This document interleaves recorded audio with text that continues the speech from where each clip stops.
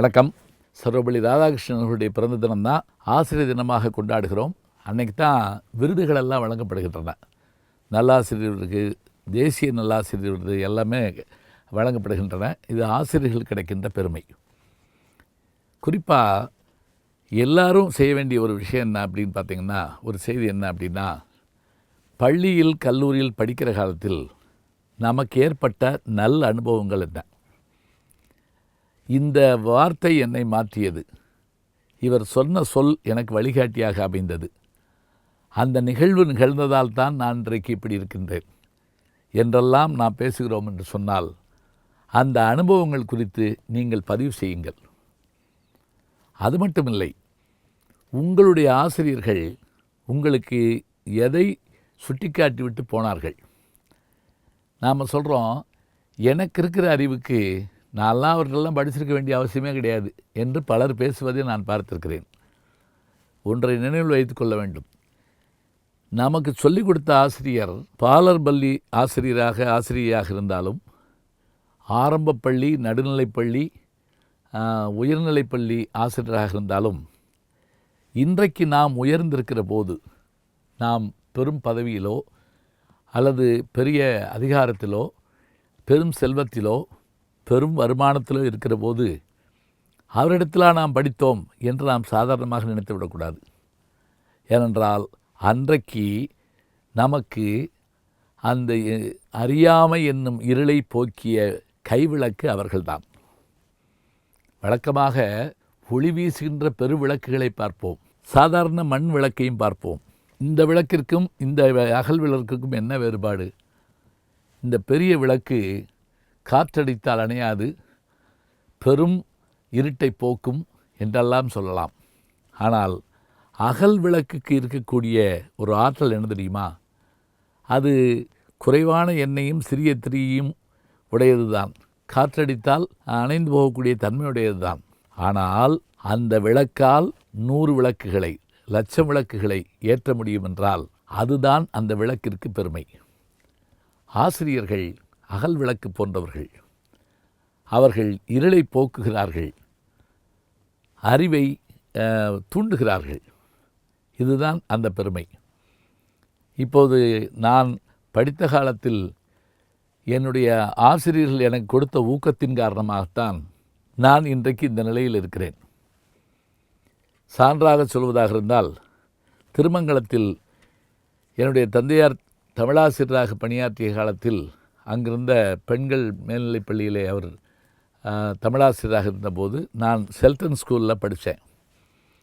அப்போ அந்த பள்ளியில் கால் பரீட்சை, அரை பரீட்சை, முழு பரீட்சை என்று வருகின்ற போதெல்லாம் நாடகங்கள் போடுவார்கள், பல்வேறு நிகழ்ச்சிகளை வைப்பார்கள். அதில் கலந்து கொள்கிற வாய்ப்பு எனக்கு கிடைத்தது. 2ஆம் வகுப்பு 3ஆம் வகுப்பு படிக்கிற போதே கட்டபொம்மன் நாடகத்தில் நடிக்கிற வாய்ப்பு கிடைத்தது. அதை நான் என்னுடைய புத்தகத்திலே, வாங்க சிரிக்கலாம் புத்தகத்தில் எழுதியிருப்பேன். நாங்கள் போட்ட நாடகங்கள் என்கின்ற அந்த பகுதியிலும் எழுதியிருப்பேன். அப்படி என்றால் அந்த ஆர்வம் எனக்குள்ளிருந்த அந்த ஒரு நடிப்பையோ மேடை பேச்சையோ தூண்டி சபை கூச்சமில்லாமல் செய்தது என்று சொன்னால், இன்றைக்கு அதனுடைய பலனை நான் பார்க்கிறேன். நான் மேடைகளில் பேசுகிறேன், திரைப்படத்திலும் சின்னத்திரையிலும் நடிக்கிறேன் என்று சொன்னால், அன்றைக்கு என்னை தூண்டி விடுவதற்கு ஒரு ஆசிரியர் தேவையாக இருந்திருக்கிறார். அதுபோல் நான் உயர்பள்ளியிலே படிக்கிற போது அப்போது நடந்த பல்வேறு நிகழ்வுகள், கல்லூரிகளில் பேச்சு போட்டிக்கு செல்கிற போது எங்கள் ஆசிரியரிடத்தில் நாங்கள் கலந்துரையாடி விட்டு செல்கிற அந்த வாய்ப்பு, என்னுடைய மாணவர்கள் பலர் என்னிடத்தில் படித்தவர்கள் இன்றைக்கு எல்லா துறைகளிலும் இருக்கிறார்கள் என்று சொன்னால் எத்தனை பெருமை. அதிலும் குறிப்பாக அயல் நாடுகளுக்கு நான் செல்கிற போது அங்கு நான் பேசி முடித்தவுடன் வந்து என்னிடத்தில் பேசுகிறவர்களில் பலர், ஐயா நான் உங்களிடத்தில் படித்தேன், நான் படித்தபோது நீங்கள் பள்ளியில் வந்து பேசி பரிசு கொடுத்திருக்கிறீர்கள், நான் நமது கல்லூரியில் படித்தேன் என்று சொல்கிற போது, ஈன்ற பொழுதில் பெருதுவக்கும் தன்மகனை சான்றோன் என கேட்ட தாய் போல நான் மகிழ்கிறேன் என்று சொன்னால் என் வாழ்க்கையில் நடந்ததையும் நான் கூறியிருக்கிறேன். என் மாணவர்கள் மூலமாக எனக்கு கிடைத்த அனுபவத்தையும் சொல்லியிருக்கிறேன்.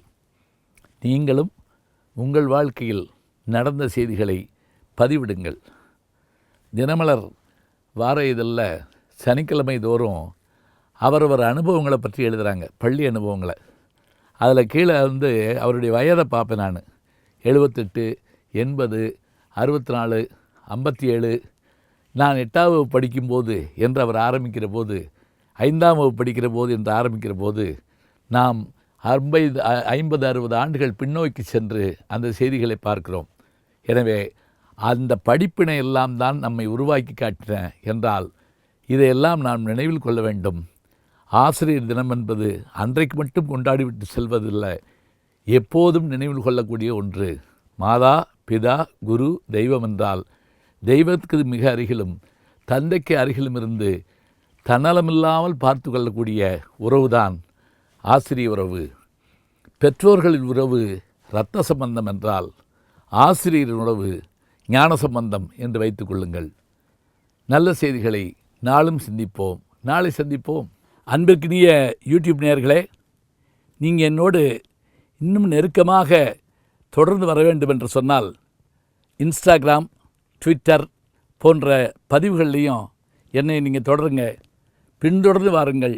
நாம் எல்லோரும் முன்தொடர்ந்து செல்வோம்.